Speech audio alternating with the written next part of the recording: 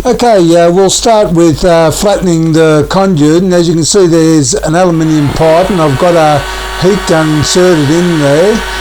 It's at a high heat, and here's a conduit, and you just put it in there and you leave it for about a minute or so while rotating it, and I'll just speed it up from here.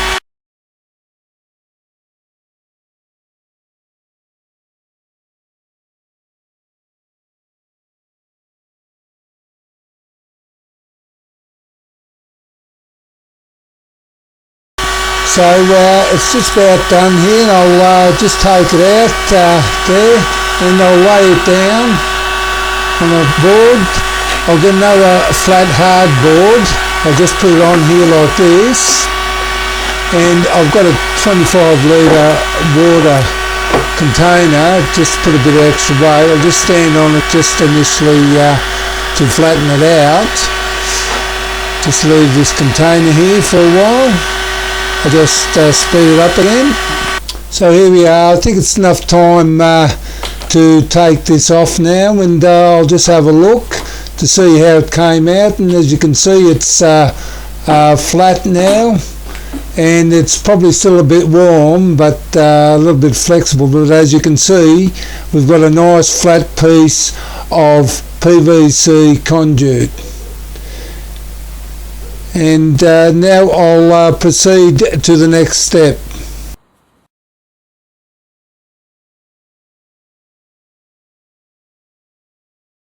So you get the flattened conduit, and you proceed heating it with the heat gun.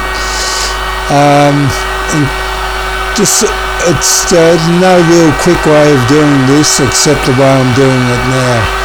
And making sure that you heat everything evenly.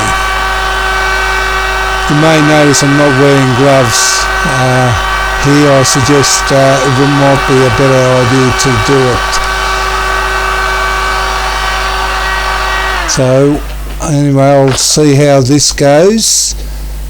By the way, the pipe's a 2-inch OD or 50mm OD pipe, and as you just noticed, I obviously haven't heated it properly in the right areas, so I'll have to go over it again.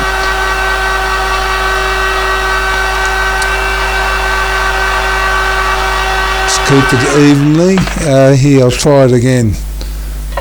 So you wrap it around like this. I'll just get behind there, and you hold it there for a while until the conduit cools off a little bit.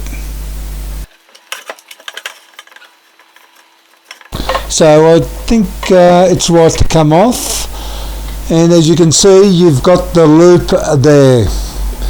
So now you get the heat gun again, and you heat right here evenly as you best can, and then you close it in like this. And as I said before, it'd be advisable to have some cotton gloves. It would make it a little bit easier, you wouldn't burn your hands. So anyway, I think that's about right. You sort of let it cool off a little bit. So I'll do the other side now. I'll get the heat gun, and you proceed doing exactly the same thing. Just making sure you get it around about. It doesn't have to be that precise. As you can see, right now I'll do exactly the same thing. It's sort of, you just got to work it out for yourself. There's no exacting science to it. It's just a matter of, as you can see, you've got that loop, and that's what you need, because when it cools off, it'll have the spring effect when using it. And well, I'll tell you what, that's about it.